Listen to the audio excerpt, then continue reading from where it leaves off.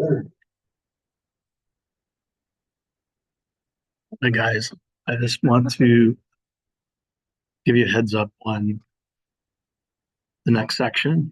And by this point, you should have purchased the book. You've read the first three chapters. And so we're going to go through that, looking at the first type of critical literary theory that you'll want to draw upon in order to write first paper, which is later. For now, you're just accumulating knowledge about the various theories and reading the novel. Um, and we'll go through other forms of literature as we move through the course.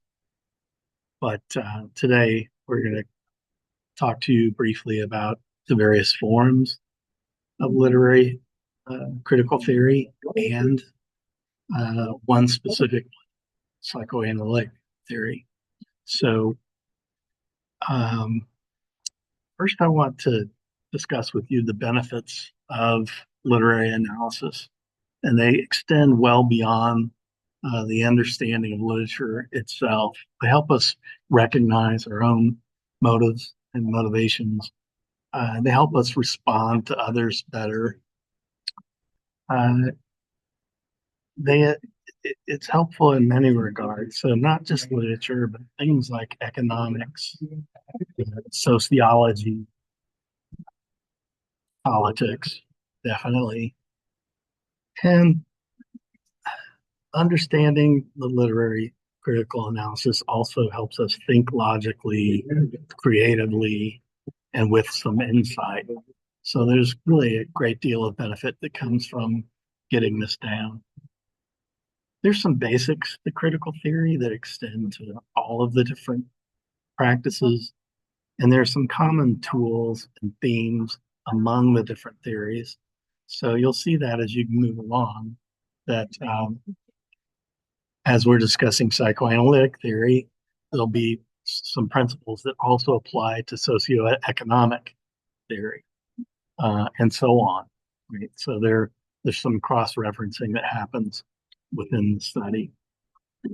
So you're not stuck within one ideology or theory, and even within those theories, there's a great deal of debate.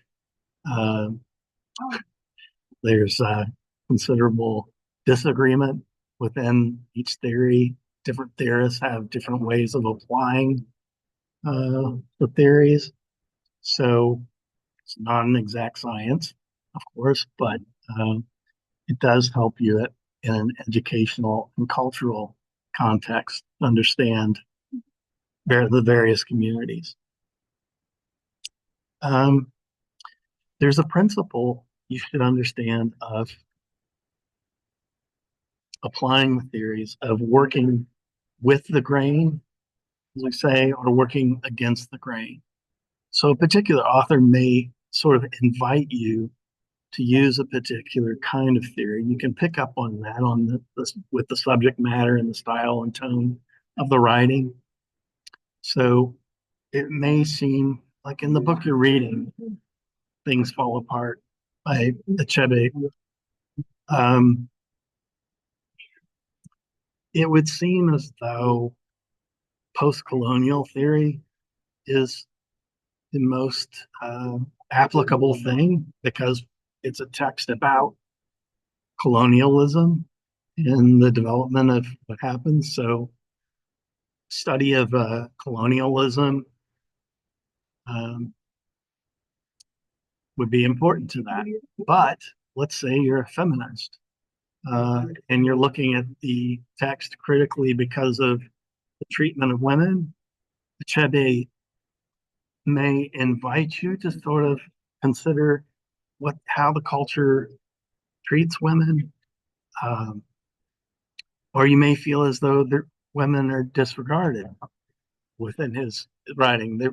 They make up more minor characters. In fact, does he do that intentionally? Uh, we don't know exactly. So we have to listen maybe to the author or make certain assumptions. And he talked quite a bit about the book. He wrote it as a younger man, and And so there's quite a bit of information from him in interviews and writings, essays about how he felt about the writing. Maybe that evolved over time, over his long life. But we also speak today in critical literary theory about sort of death of the author. We're living in a time of, in theory, of what they call the death of the author. That doesn't mean precisely what it sounds like, but theory is looking less at the author and more at the writing, right? Or the things, the environment around the writing and the purpose of it. Not so much, in older days, it was you would look at the author for almost everything about literary critical theory. You'd want to know everything you could about the author to try to understand the writing itself. Not so much today, but as you know, in your first session, I asked you to look very closely at an interview of Achebe and try to learn something about the author because I think it still holds value to understand the author themselves, but simply doesn't apply quite as much in today's literary critical theory. So there are various forms that we'll talk about this semester. I think that there are four forms in particular that are most essential. Uh, there are other forms, theories that apply, um, and we'll talk about them briefly, but we simply don't have time to cover them in depth. So, socioeconomic or Marxist theory, I really like to call it socioeconomic because it applies outside the Marxist realm. Uh, Psychoanalytic is what we're talking about today, and structuralism and deconstruction. So these four are pretty essential, but there are others that run alongside, like reader response theory, new critical or new criticism, LGBTQIA theory, African American feminist, LGBT, or I mentioned LGBTQIA, post colonial, and cultural. Those are important as well. Unfortunately, we can't address them quite head on, but they will come into play definitely. As we move through, you're looking at a film, a screenplay uh, called Moonlight. It's definitely a gay